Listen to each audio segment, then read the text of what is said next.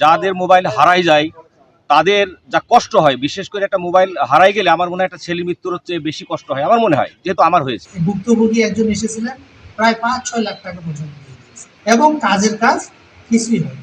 হারিয়ে যাওয়া mobile, hack হওয়া ফেসবুক আইডি কিংবা সাইবার প্রতারণায় খোয়া যাওয়া টাকা, হারানো এসব প্রিয় জিনিস ফিরে পাওয়ার আশা অনেক সময় ছেড়ে দেন ভুক্তভোগীরা। তবে মেহেরপুরে সেই হতাশার জায়গায় স্বস্তি ফিরিয়েছে জেলা পুলিশ।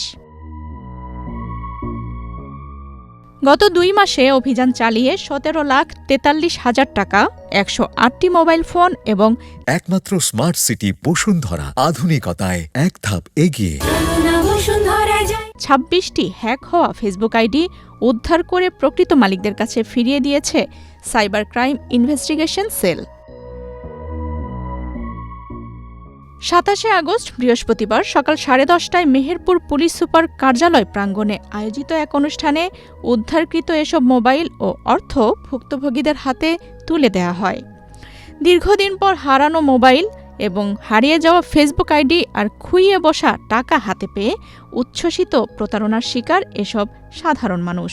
আমি জিডি করছিলাম, আজ ৫-৭ মাস পরে মোবাইলটা পেলাম। নিঃসন্দেহে এটা খুশির ব্যাপার এবং এই সাইবার ক্রাইম ইনভেস্টিগেশন সেলে যারা আছে তাদেরকে ধন্যবাদ জানাই। ফোনটা হারিয়ে গেছিল, আমি জিডি করছিলাম, মনে করছিলাম যে ফোনটা পাবো না। কালকে এখান থেকে ফোন দিয়েছিল আমাকে, এসে আমার ফোনটা আমি পেয়েছি, আমি খুব খুশি। পুলিশ জানায়, সাধারণ মানুষের হারানো মোবাইল উদ্ধারের পাশাপাশি মোবাইল ব্যাংকিং, বিকাশ ও নগদের মাধ্যমে প্রতারণার সংক্রান্ত জিডির ভিত্তিতে ১৬,৮৪,০০০ টাকা উদ্ধার করা হয়।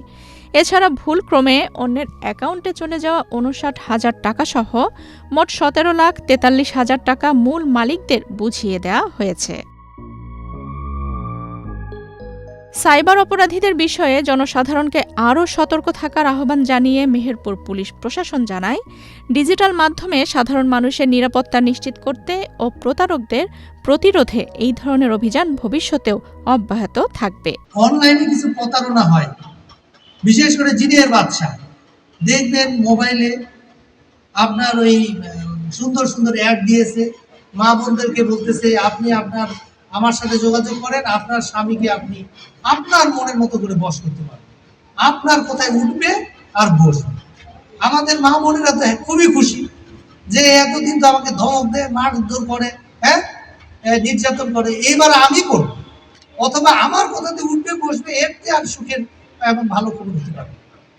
এইটা করতে গিয়ে এই যারা প্রতারক তারা আপনার সাথে যোগাযোগ করবে এবং এগুলো কিন্তু সব অনলাইনে করে তখন আপনাদেরকে বলবে যে আমাকে একটু কি করবে, তাবিজ করতে হবে, দোয়া দুরুদ করতে হবে, মন্ত্র করতে হবে, বিভিন্ন তাদের কৌশল আছে।